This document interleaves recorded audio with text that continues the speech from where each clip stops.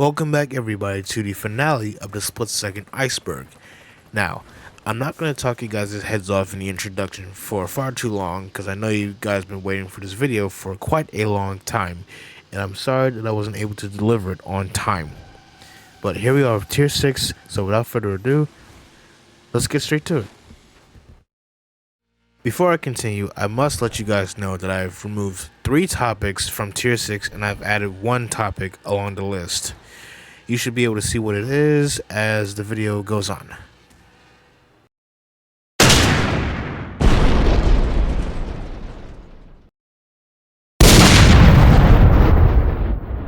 There is to be an alternative box art cover for the CD case of the game. This is what it looks like. I think that this looks slightly better than what we were given because it has a bit more grit to it.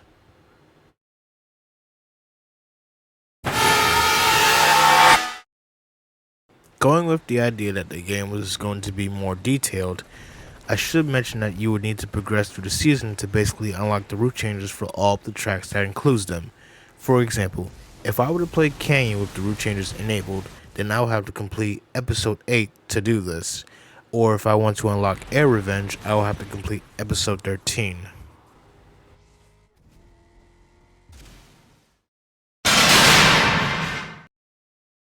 Alice is the name that can be heard in the audio section of the game's files. She mentions the immediate aftermath of the set being destroyed at the end of the game. However, this audio file cannot be heard in-game due to it being disabled or not set to be played during that particular part of the game. It is named Alice Radio Speech That Wave. She says that the story will continue once more information is given, but we haven't gotten anything after that. Confusion remains over events leading to the global finale of Split Second disappearing from our screens mid-show today. Amongst apparent chaos on the set, the hit TV show simply cut to a screen citing technical problems. No contact has been possible with the show's producers, leading some to believe that whatever compromised the set is continuing to disrupt the production. More on this story as soon as we have it.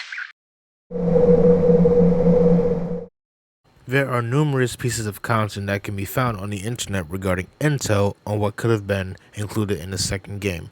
Vast amounts of concept artwork along with concepts of the UI and such. There is a photo of the brawler, but it was turned into an old school muscle car, probably to fit the setting of what the second game was going to be like.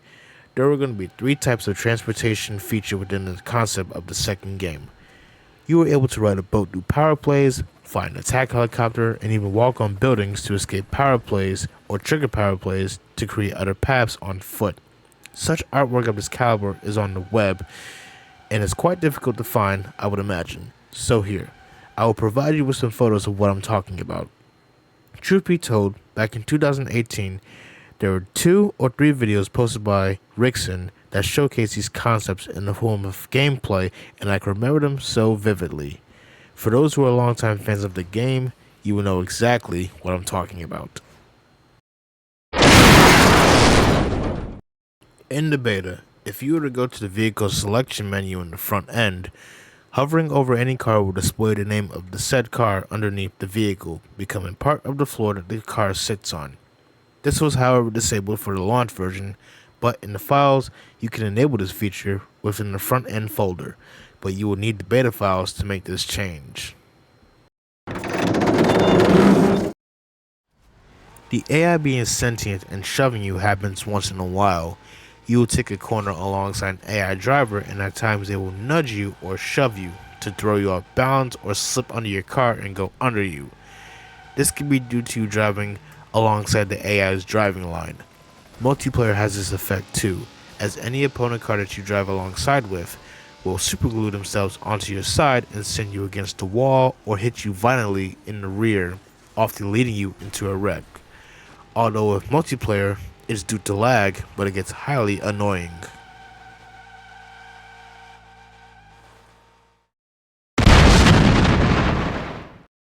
Also known as the regs in survival, they can also decrease your range of space as you try to dodge their barrels. In the beta, it is amplified.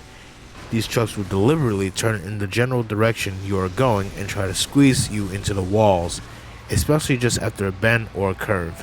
It gets increasingly annoying when it's sudden death and you try to overtake the trucks and they inch closer to the walls.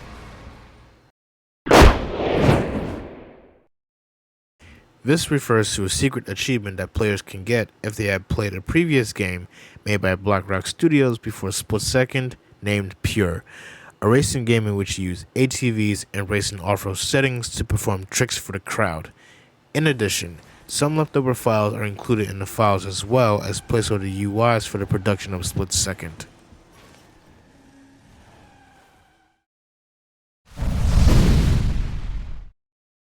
If you were to watch all of the credits in full, down below you will see a list of all the children that were born during the making of Split Second. It's nothing much to it, it's just, the children of the development team.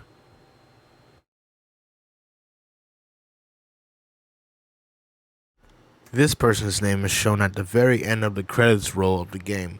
It is assumed that he passed away during the development of the game, or was a family member of one of the developers, or could have been one of the developers himself. It isn't stated anywhere else other than his name, year of birth, and death. And that just about does it for the Split Second Iceberg, guys. I've had a lot of fun making this from part 1 all the way to part 6.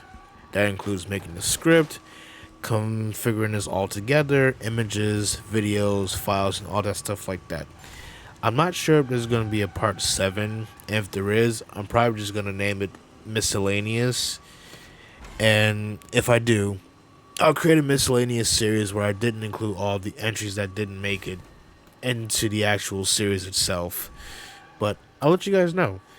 But until then, thank you all so much for watching the Split Second Iceberg series, and I'll see you guys in the next video.